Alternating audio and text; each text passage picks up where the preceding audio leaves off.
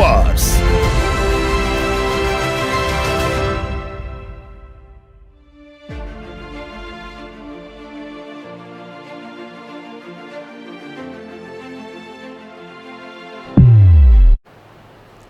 Hi friends, welcome to Tapas Institute, Hyderabad. I am Markandeya, senior faculty in polity subject. So manam polity subject lo స్థానిక సంస్థలు అనే ఒక topic ఉన్నది. So ఆ topic గురించి మనం ఈ వీడియోలో డిస్కస్ చేద్దాం ఫ్రెండ్స్. ఓకేనా? రైట్.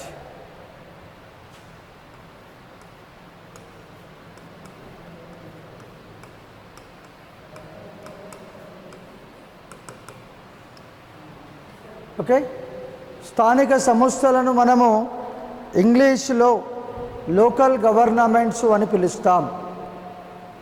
మరి స్థానిక సంస్థల యొక్క చారిత్రక నేపథ్యం ఏంటిది అనేది ఫస్ట్ మనకు తెలియాలి. ఒక స్థానిక సంస్థల గురించి కాకుండా గతంలో స్థానిక సంస్థలు ఏ విధంగా ఉండేది భారతదేశంలో, ప్రాచీన భారతదేశంలో స్థానిక సంస్థలు ఉన్నాయా లేవా, అదేవిధంగా బ్రిటిష్ వారి కాలంలో స్థానిక సంస్థలు ఉన్నాయా లేవా, స్వాతంత్ర అనంతరము భారతదేశంలో స్థానిక సంస్థల యొక్క నేపథ్యం ఏంటిది. సో ఈ అంశాలన్నీ కూడా మనకు తెలిస్తే పోటీ పరీక్షల్లో స్థానిక సంస్థలపై అడిగేటటువంటి ప్రశ్నల గురించి మనం సరైన రీతిలో ఆన్సర్ చేయొచ్చు. కాబట్టి ఆ బేసిక్స్ అనేవి కూడా మనకు తెలియాలి. అప్లికేషన్ మెథడ్లో గతంలో ఏ విధంగా స్థానిక సంస్థల గురించి క్వశ్చన్స్ అడిగినాడో, రాబోయే రోజుల్లో స్థానిక సంస్థలపై ఏ విధంగా క్వశ్చన్స్ అడిగే అవకాశం ఉన్నదో, వాటన్నింటినీ కూడా మనము కంపారిజన్ చేసుకుంటూ ఒక ప్రణాళికబద్ధంగా మనం ప్రిపేర్ అయితే, ఈ వీడియో క్లాసులు వింటే తప్పకుండా మనం సక్సెస్ అయ్యే అవకాశాలు ఎక్కువగా ఉంటాయి. ఈ కరోనా మహమ్మారి నుంచి ప్రపంచమే కొత్త కొత్త పద్ధతులతోటి వినూత్నమైనటువంటి రీతిలో ముందడుగు వేయడం జరుగుతూ ఉన్నది. దాంట్లో భాగంగానే మనం కూడా ఫస్ట్ టైం ఆన్లైన్ క్లాస్లోకి రావడం జరిగింది. సో ఈ ఆన్లైన్ క్లాసెస్ కూడా మీకు చాలా ఉపయోగపడతాయి. ఆఫ్లైన్ క్లాసెస్ మన దగ్గర ఏ విధంగా పకడ్బందీగా సిస్టమేటిక్గా జరిగినాయో, అదేవిధంగా ఈ ఆన్లైన్ క్లాసెస్ కూడా పద్ధతి ప్రకారము జరుగుతాయి. ఆఫ్లైన్ క్లాసెస్ ఎవరైతే చెప్పినరో అదే ఫ్యాకల్టీ ఆన్లైన్ క్లాసెస్ చెప్తారు. కాబట్టి ఎక్కడ కూడా ఆన్లైన్కు ఆఫ్లైన్కు తేడా లేకుండా మీరు ఈ సదవకాశాన్ని ఉపయోగించుకున్నట్లయితే ఇప్పుడున్నటువంటి ఒక పరిస్థితుల్లో మీరు ఇంటి దగ్గర ఉన్న ఈ వీడియో క్లాసెస్కి 1-4 సార్లు మీరు వినొచ్చు. దీని ద్వారా మీకు ఆ టాపిక్ పైన మీకు మంచి అవగాహన ఏర్పడుతుంది. తర్వాత మళ్ళీ మీరు ఆఫ్లైన్ క్లాసెస్లో కూడా ఈ టాపిక్స్ మీరు వినొచ్చు. హ్యాపీగా మీకు ఏదైనా డౌట్ ఉంటే కూడా నా నెంబర్కు ఫోన్ చేసి అడగొచ్చు. తప్పకుండా రెస్పాండ్ అవుతాం. నా గురించి మీకు తెలుసు. ఓకే అమ్మా. ఈ స్థానిక సంస్థల యొక్క చారిత్రక నేపథ్యము ఏంటిది అని అంటే, ఒకటి, భారతదేశంలో సమాఖ్య వ్యవస్థ అనేది ఉన్నది. సమాఖ్య వ్యవస్థలో 2 స్థాయిలలో ప్రభుత్వాలు ఉంటాయి అని మనకు తెలుసు. ఒకటి కేంద్ర ప్రభుత్వము, 2 రాష్ట్ర ప్రభుత్వము. భారతదేశంలో జాతీయ స్థాయిలో కేంద్ర ప్రభుత్వం ఉంది, రాష్ట్ర స్థాయిలో రాష్ట్ర ప్రభుత్వం కూడా ఉంది. ఈ 2 ప్రభుత్వాలు ఉన్న తరువాత స్థానిక ప్రభుత్వాలు లేదా స్థానిక సంస్థల యొక్క అవసరం ఏంటిది అనేది ఫస్ట్ మనకు తెలియాలి.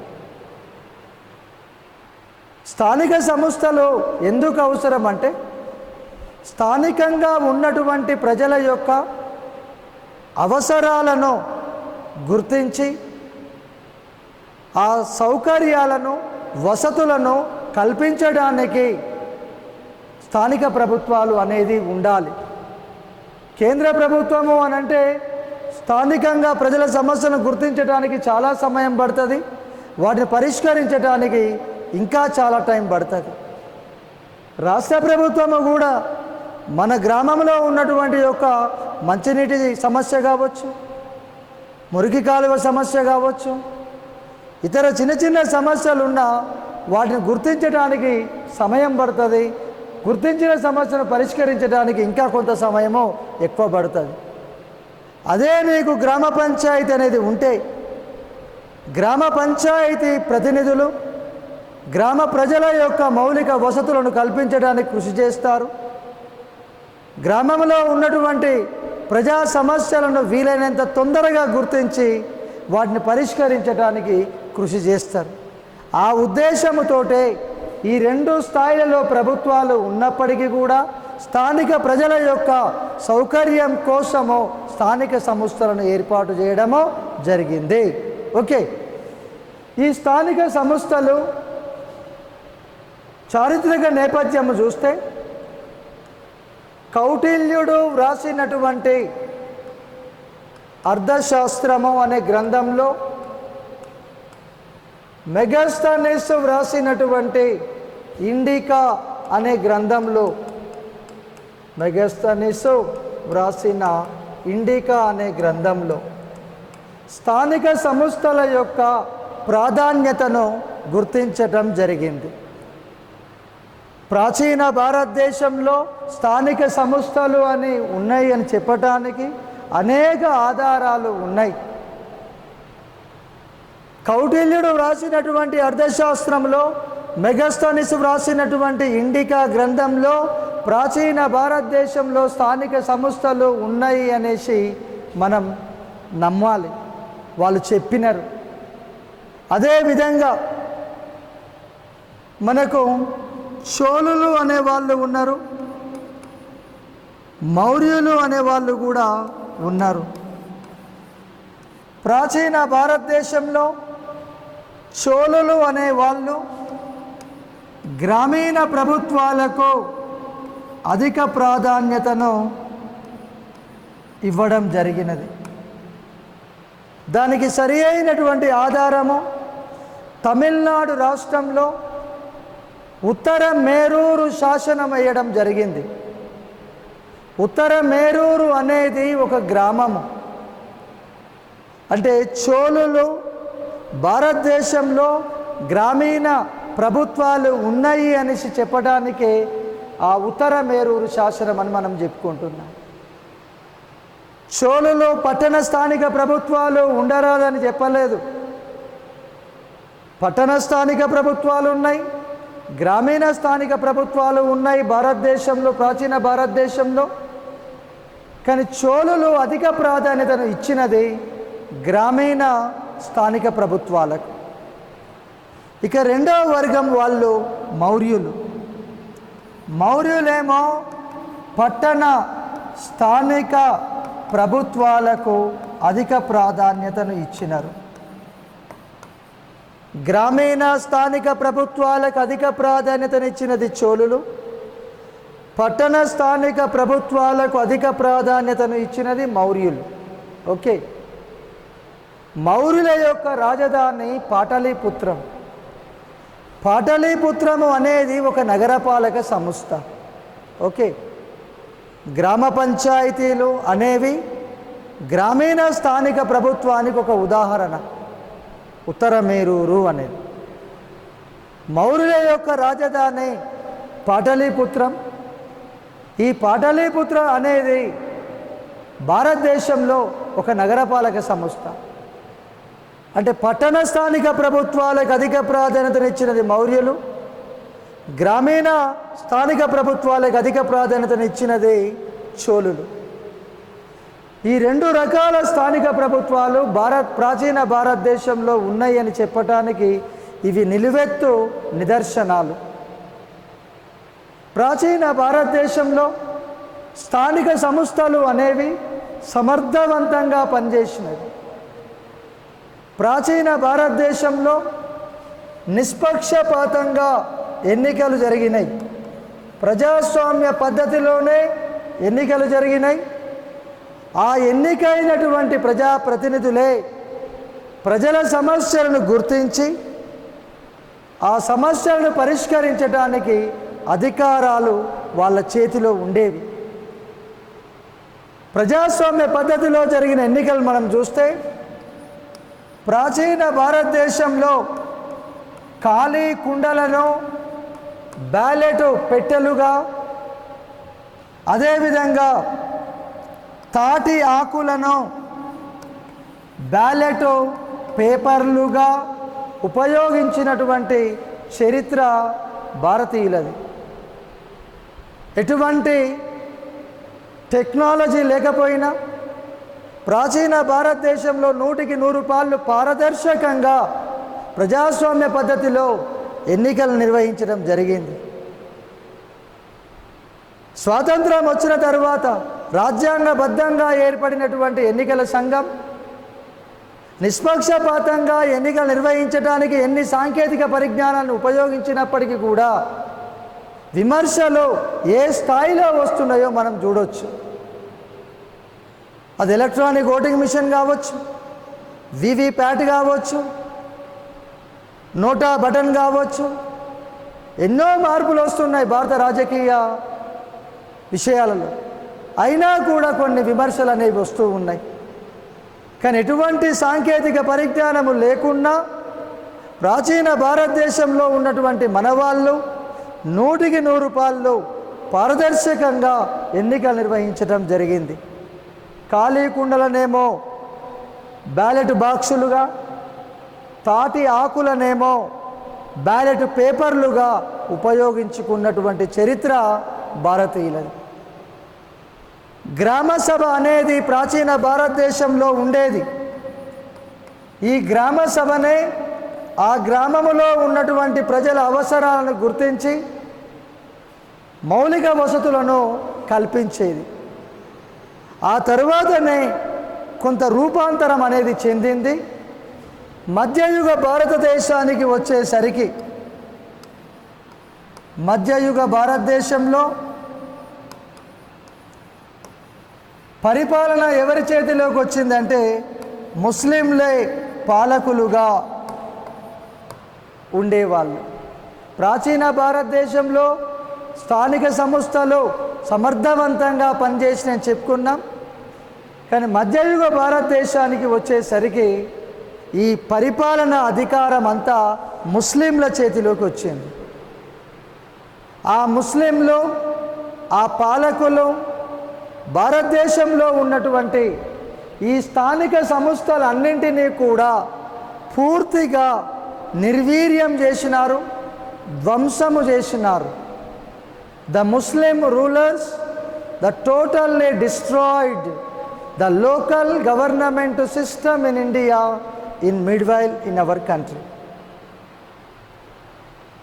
ఓకే, ఆ తరువాత నీకు బ్రిటిష్ వాళ్ళ రాక మొదలైంది.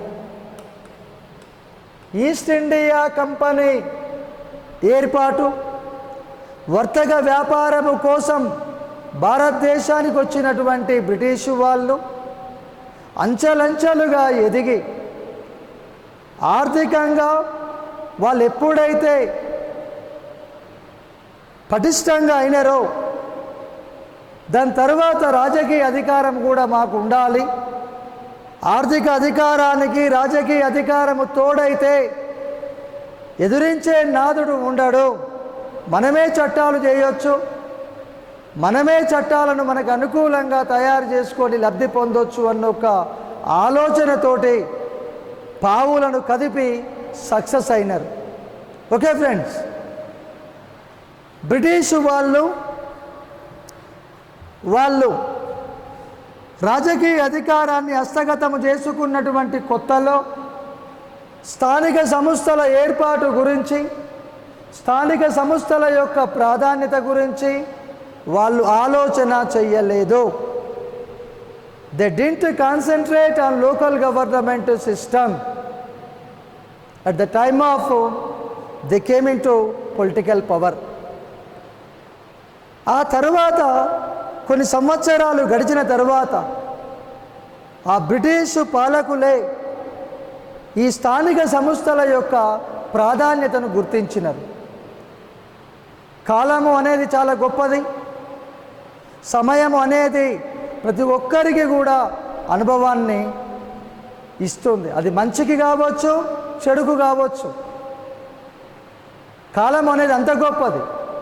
సో ఇప్పుడు కూడా మనందరం కూడా ఆఫ్లైన్ క్లాసులోనే మొదటి నుంచి విన్న వాళ్ళమే. సో లాస్ట్ ఇయర్ ఏదైతే కరోనా మహమ్మారి ప్రారంభమైందో అప్పటి నుంచి ఇప్పటి వరకు అది కొనసాగుతూనే ఉన్నది. మధ్యన కొంత గ్యాప్ ఇచ్చింది అంతే.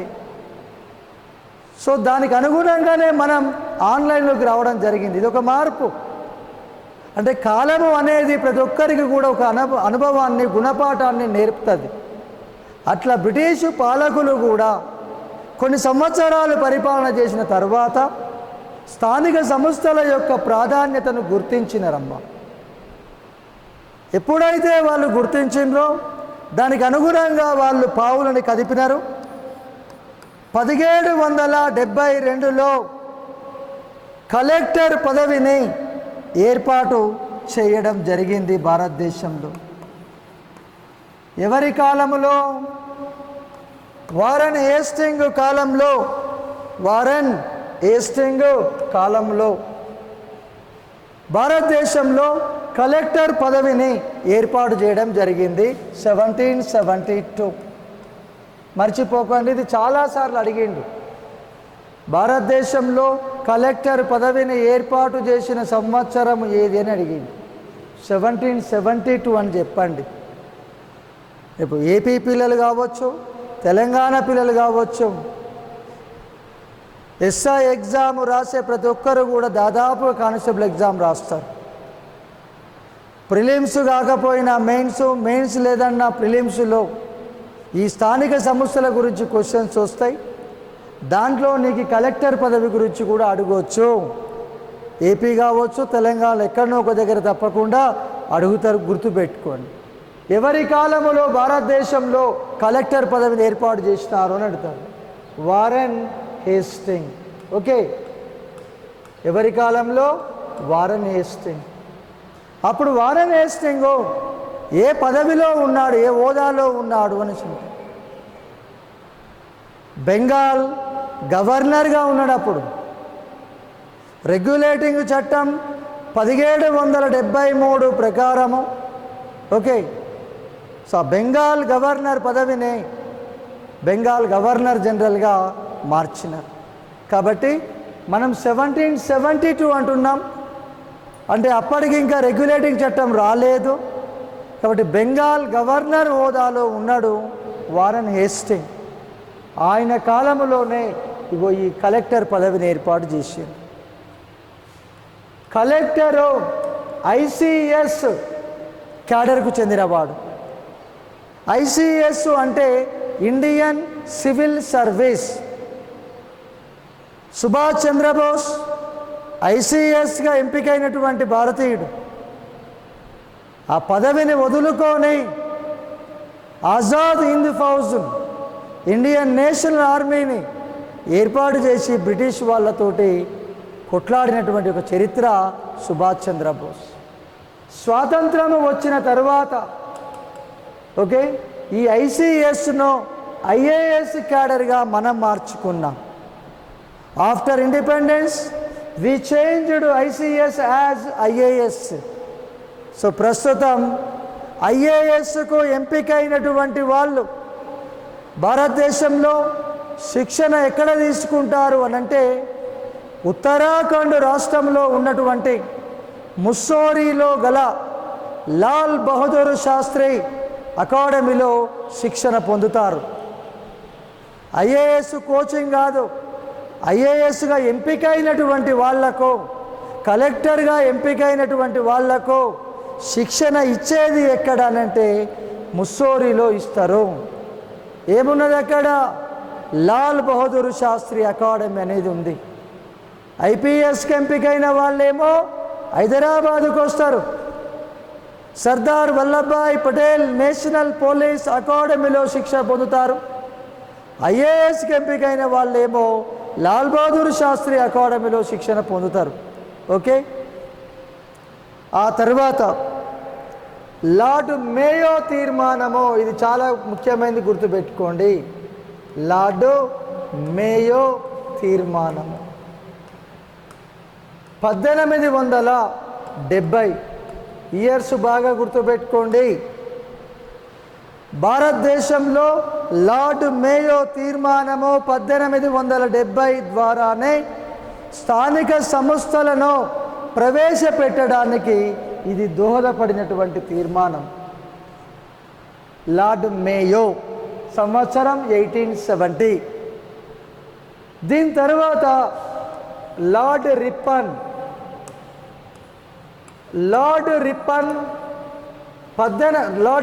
తీర్మానము 1882.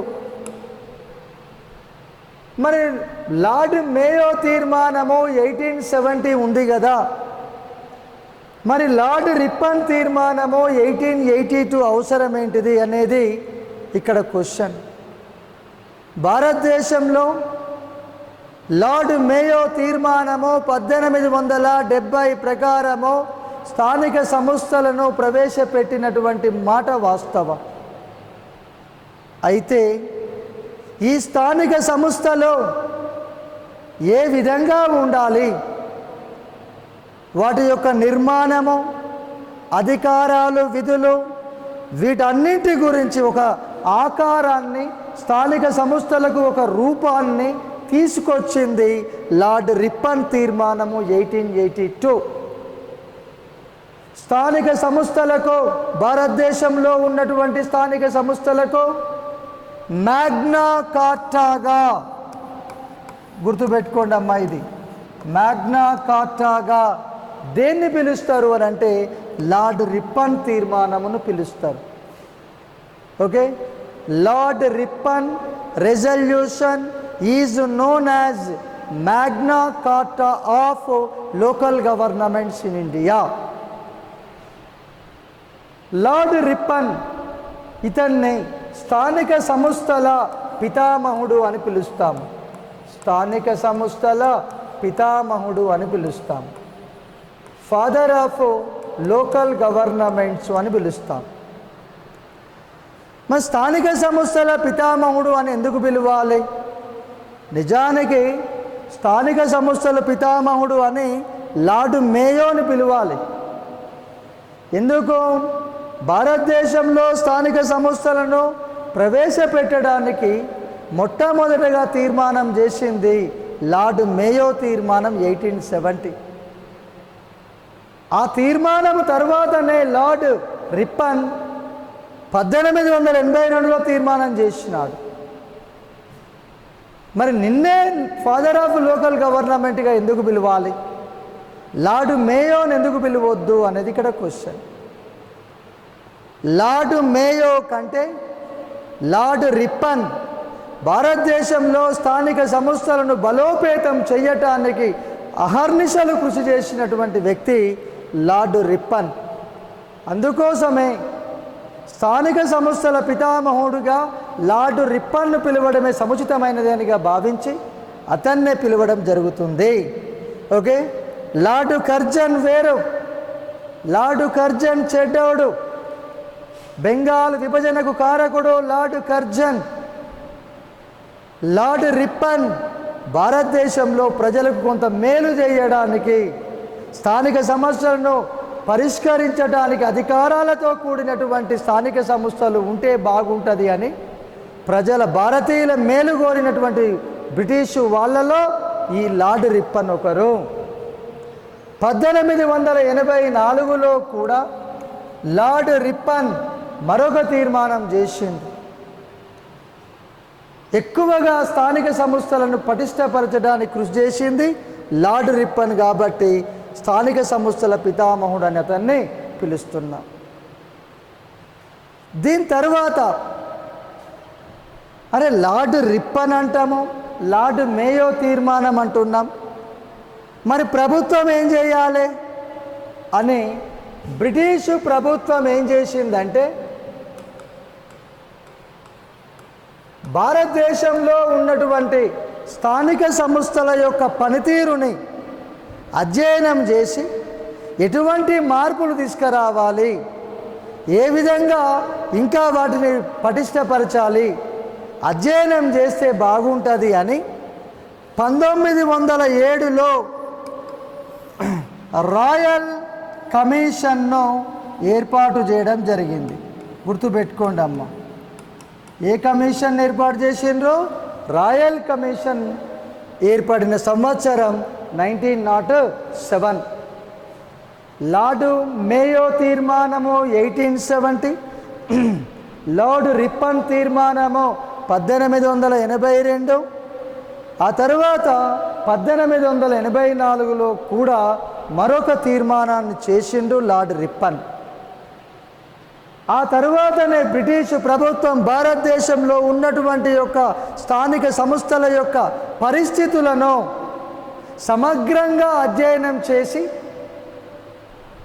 వాస్తవ పరిస్థితులకు తగ్గట్టుగా మనం కొన్ని మార్పులు తీసుకొద్దాము అనేసి రాయల్ కమిషన్ను ఏర్పాటు చేయడం జరిగింది 1907లో.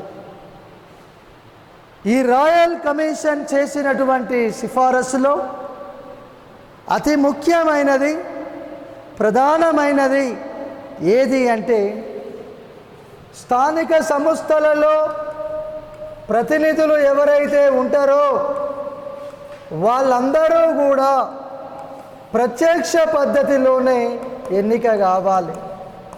ప్రత్యక్ష పద్ధతిలో ఎన్నిక కావాలి. ఎన్నికలు రెండు రకాలుగా ఉంటాయి. ఒకటి డైరెక్ట్ ఎలక్షన్, మరొకటి ఇండైరెక్ట్ ఎలక్షన్. ఈ రాయల్ కమిషన్ చేసిన ప్రధానమైనటువంటి సూచన, సిఫారసు, స్థానిక సంస్థలలో ఉండేటటువంటి ప్రతినిధులందరూ కూడా ప్రజల చేత ప్రత్యక్షంగా ఎన్నుకోబడాలి.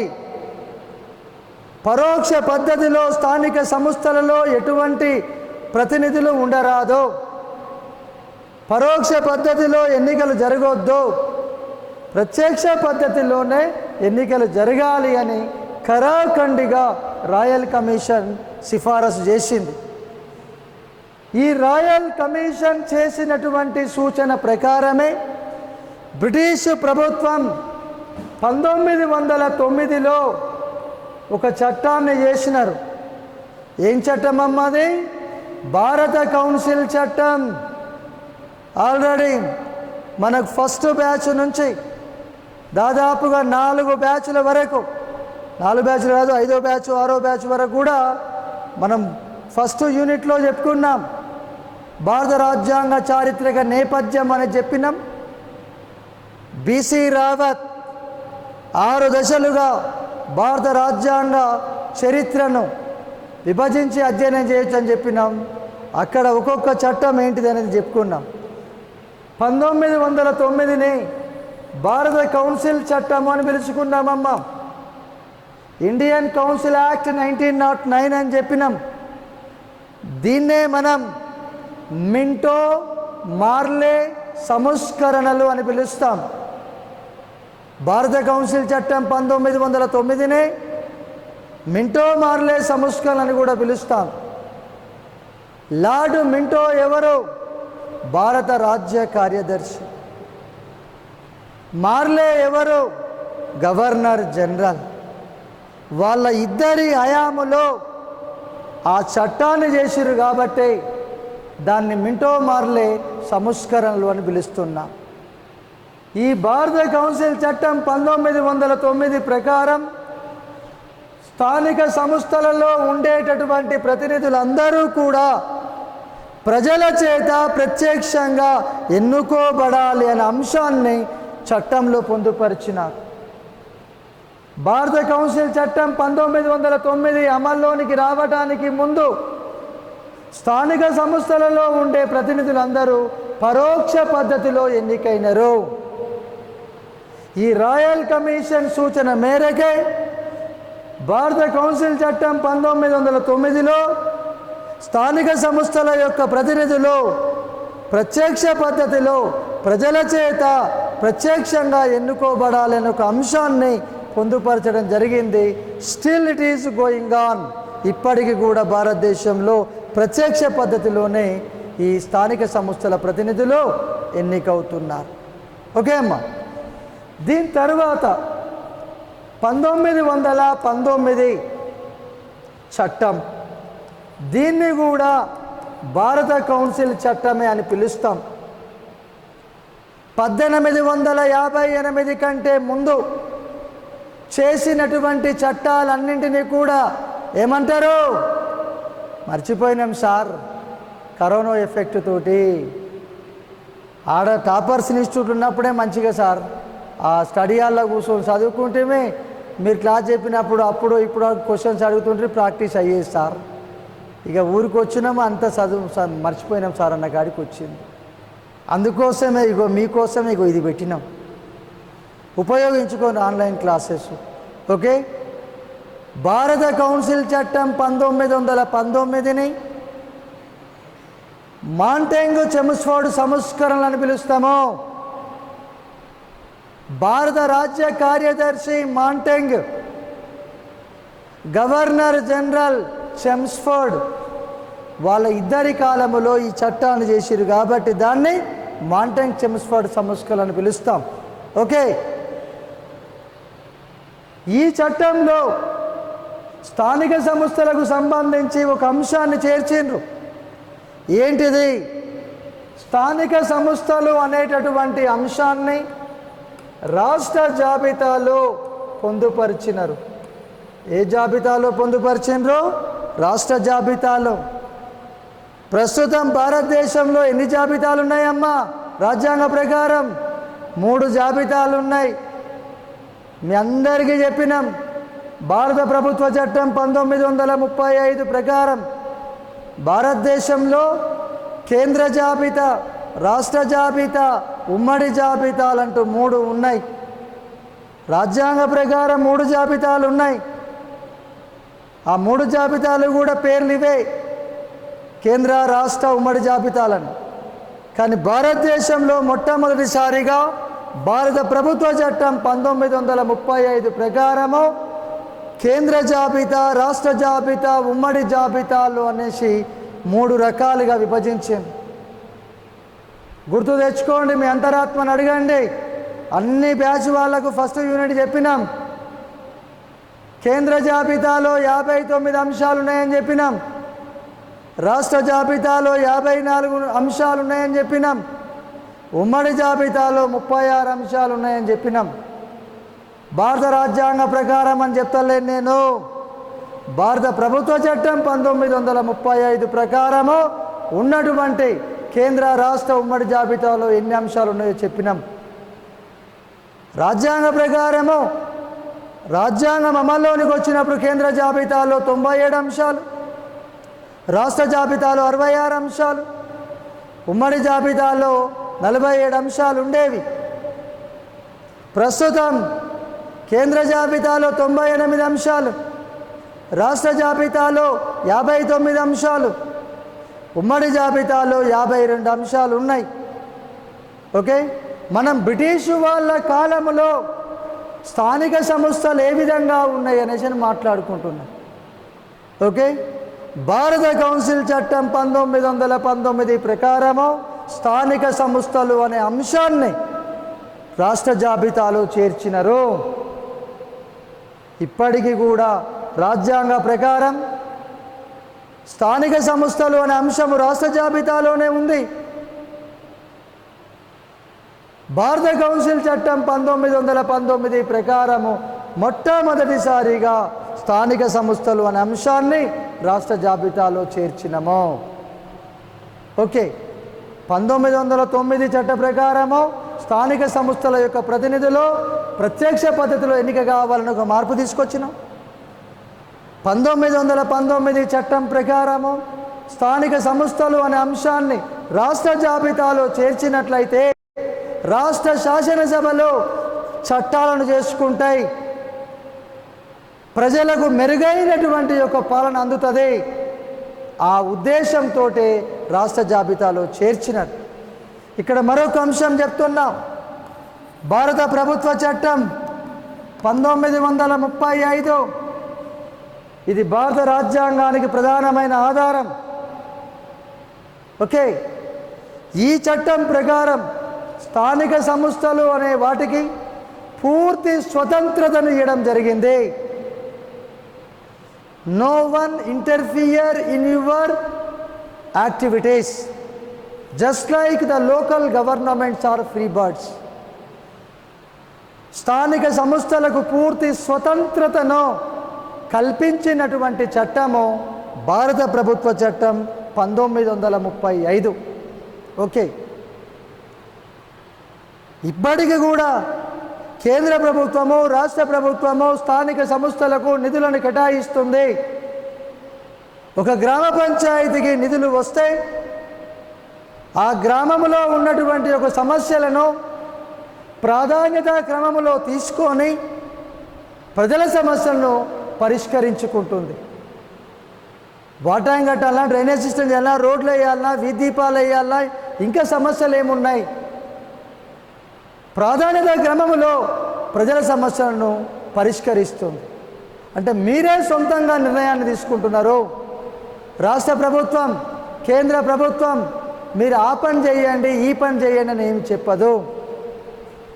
మీ రాష్ట్ర పంచాయతీరాజ్ చట్ట ప్రకారం, మీ రాష్ట్ర మున్సిపల్ చట్ట ప్రకారం సొంతంగా నిర్ణయాలను తీసుకునే అధికారం మీకున్నది. భారత ప్రభుత్వ చట్టం 1935 ప్రకారము భారతదేశంలో మొట్టమొదటిసారిగా స్థానిక సంస్థలకు పూర్తి స్వతంత్రతను కల్పించడం జరిగింది. ఆ తరువాత